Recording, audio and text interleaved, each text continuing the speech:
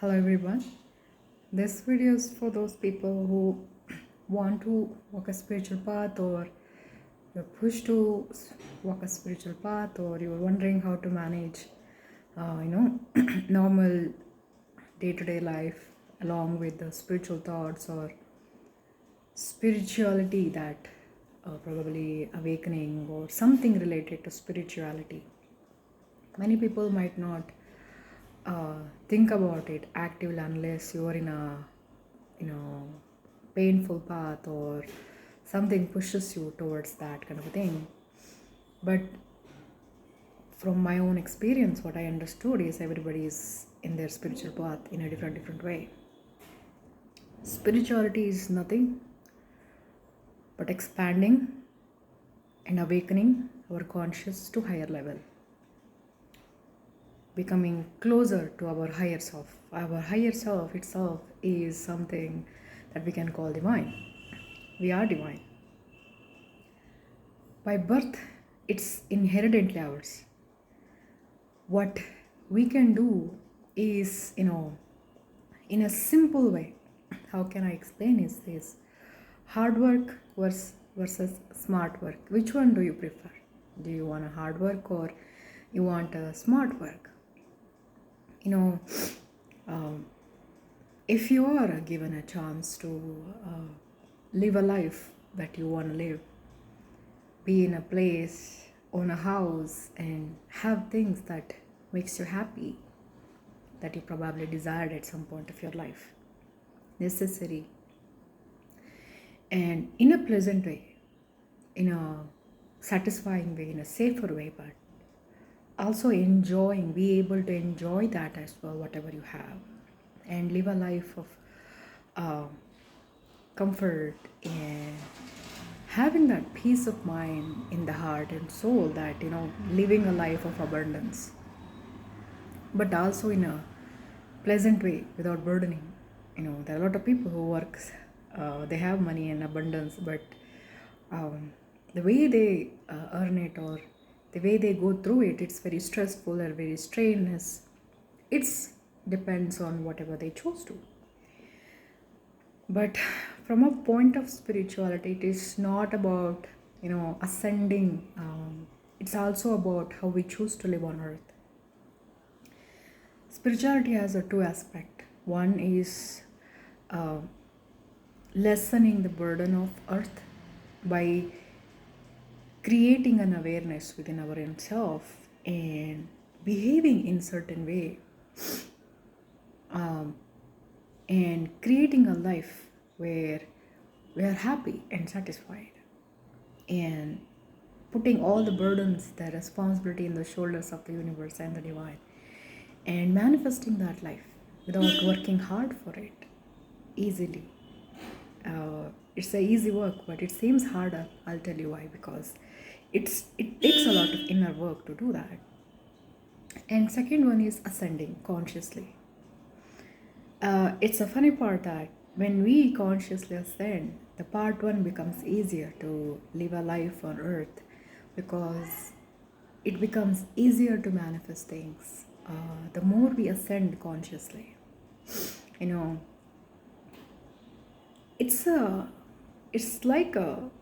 it seems very complex, but it's very simple. If you are told to live in isolation, not allowed to talk to anybody, not allowed to have any kind of a normal conversation that you would do with others, stepping away from everything that you probably had as a coping mechanism, and cutting ties with every kind of a thought, behaviors that's not good as a soul, and picking up behaviors that's very positive, even if it seems like how it's possible, coming out of that kind of a negative mode and having the ability to perceive, expect, desire for very positive things all the time by default. In order to do that, what we can do is forgiveness. forgiving ourselves, forgiving all other unconditional, without anybody else asking, anybody else telling, without expressing that openly to anybody. It's an internal process. Universe responds to our energy and vibrations. The moment we decide that, whatever happening or life is about, it's something that it already happened, and what's important is our present and our future. In order to improve the present and future life, along with daydreaming, along with fantasizing, along with desiring for things, we can practically do certain things to achieve that. A lot of people study hard and you'll get a good job and you will live a good life. That's one path that people are taught.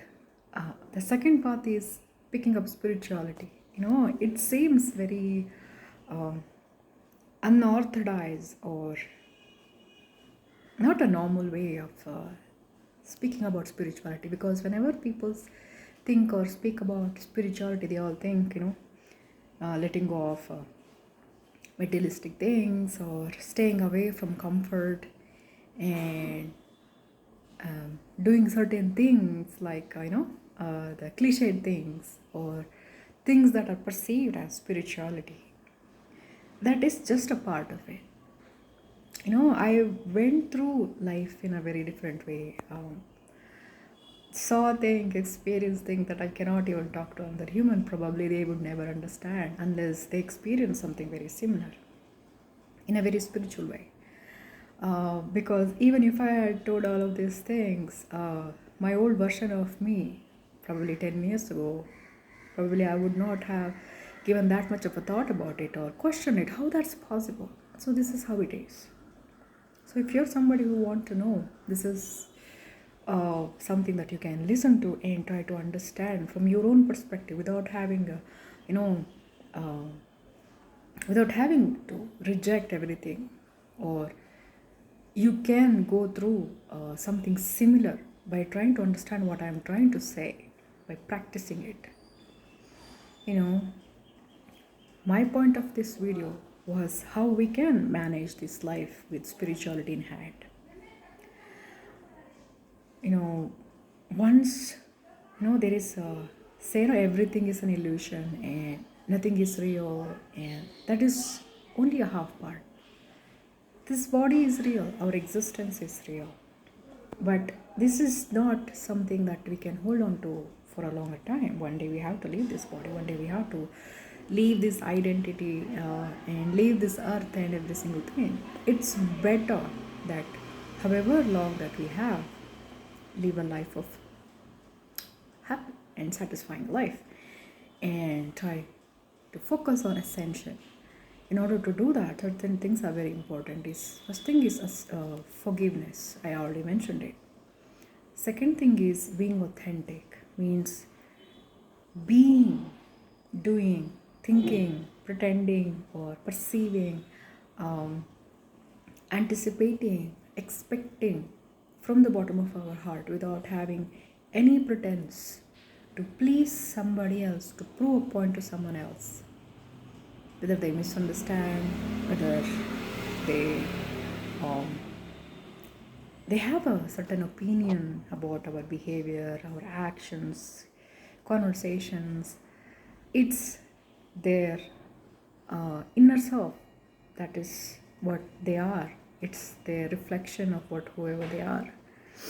So there are a lot of people who consciously try to be spiritual, and the only thing that they do is suffer, because they forgive and they let go and they move on. It hurts, it's suffocating, and they keep quiet and thinking like what they can do, what they cannot do. This is how it is, this is fate and destiny. The second part of the spirituality, what people probably still need to understand, is self-love, ability to say no, having to make a decision based on self-love and respect and self-worth, trying to be authentic, ability to speak up and stand up for themselves, putting the boundary with people who are not positively influencing. And if there is anything suffocating, trying to sort this out by handling that to the divine, by actually leaning on, depending on the divine, and trying to let go of that control issues, that everything that we do, who we are, you know, this is a concept of Advaita. I wouldn't speak from a religious perspective or connect myself to anything religious. This is how it is. If you're on a twin flame journey, you would know this is the fact. The universal laws that applies to everybody, you know, irrespective of where they are. And Earth also has a free will, so it's better, you know, if you wanna write a maths exam, it's better that you know the formulas. It's better that you know the basics: 1, 2, 3, 4, addition, multiplication, subtraction, all of those things. And formulas: a plus b whole square equal to whatever that it is, isn't it? Unless you know certain part of a subject, how can you write an examination? Living a life is something similar. You know, people have a lot of concept about this is how it works, that is how it works. You know, I will not dispute that in this point of my life. But how many people, whatever they learned in their life, how much things have worked out for them? And even if they think they are living a, you know, okay life, their life could have been even way better if they have understanding of little bit spirituality. Because the understanding of spirituality is not in just meditation and doing simplest things and letting go of you know, materialistic things and compromising a lot of things and living a isolated or a negative kind of a lonely life, you know, wearing simple clothes, not eating this, not drinking this, not talking this. No, it's not like that.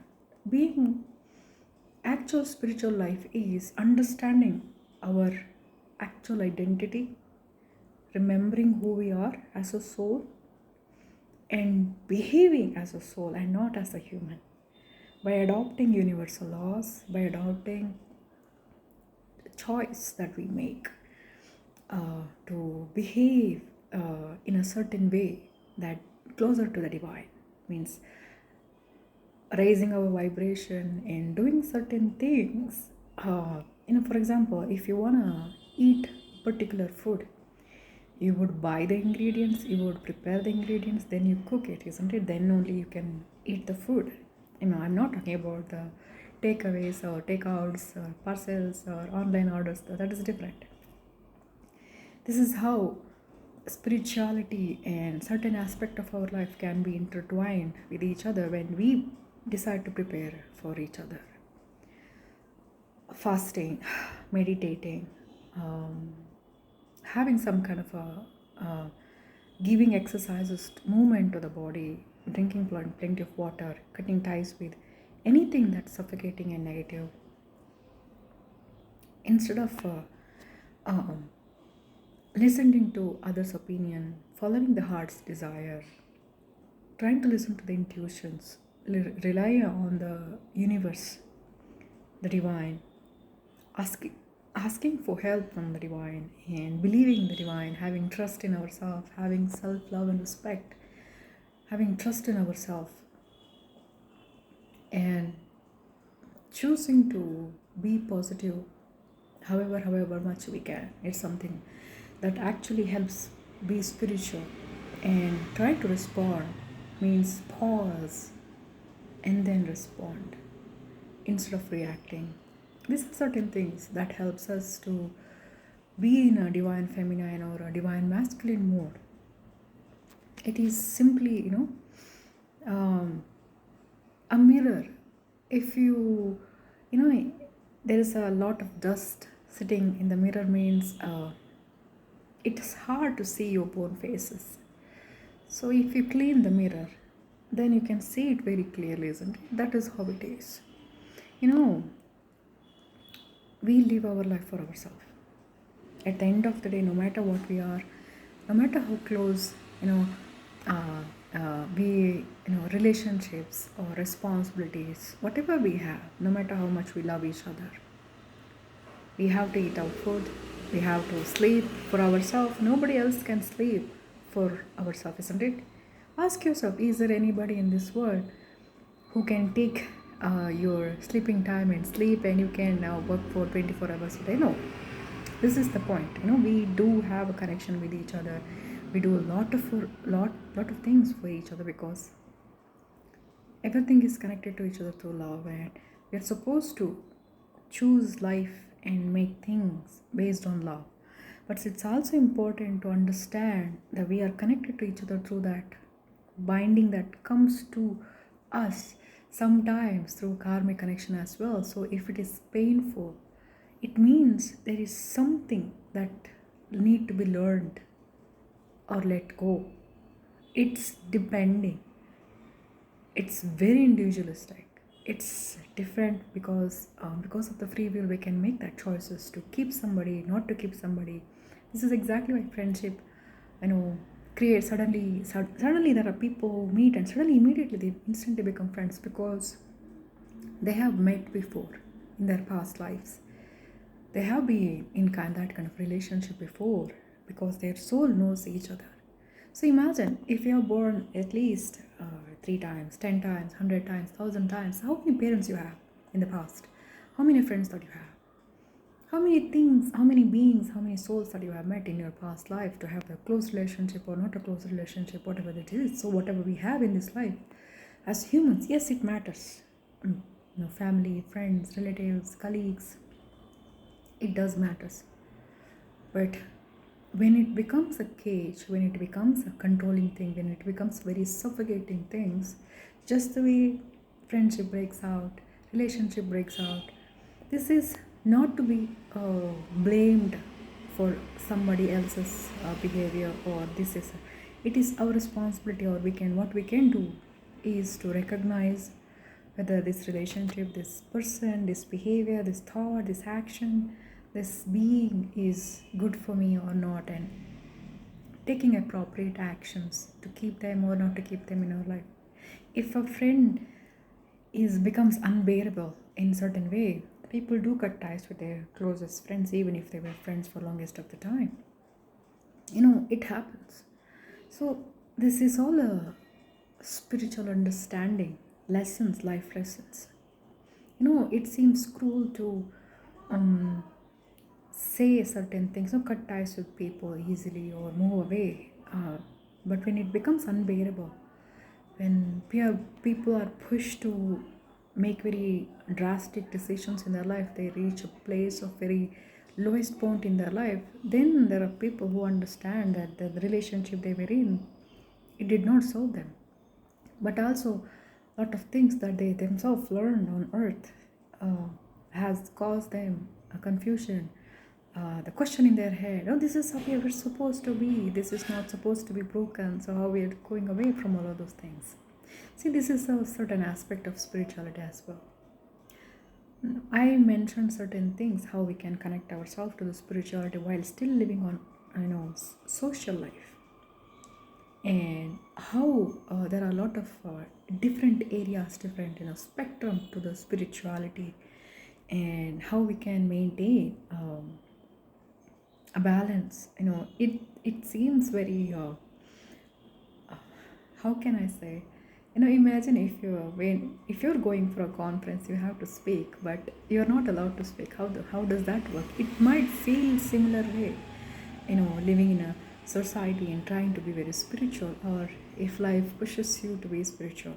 If you're somebody who went through a lot of difficult times as a child with your parents, your guardians, if you felt like, there are a lot of takers around you, narcissistic people, suffocating, it becomes harder to take criticism from other people, very sensitive to other people's comments, or if you're somebody who has an emotional distress in some way, if you're somebody who with a lot of grievance from your past, this could be very helpful for you. try to go through what I explained already, and loving ourselves is our responsibility, not just loving others as well. That is the point of understanding life from a spiritual perspective. And that is how we can change our life in a positive way. I hope it helps.